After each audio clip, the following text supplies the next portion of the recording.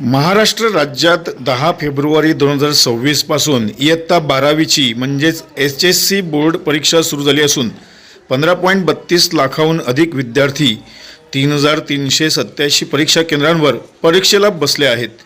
परीक्षा कॉपीमुक्त करण्यासाठी कडक उपाययोजना CCTV आणि भरारी पथके तैनात करण्यात आली आहेत। परीक्षा केंद्रावर 30 मिनिटे आधीच पोहोचणे अनिवार्य आहे।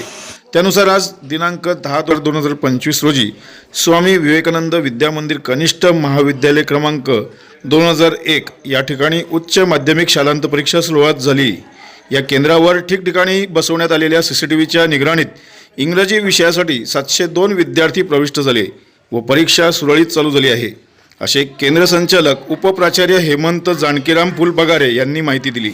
महाराष्ट्र राज्य माध्यमिक उच्च माध्यमिक प्रमाणपत्र परीक्षा फेब्रुवारी-मार्च 2026 केंद्र क्रमांक 2001 स्वामी विवेकानंद विद्यामंदिर आणि कनिष्ठ महाविद्यालय वाडा।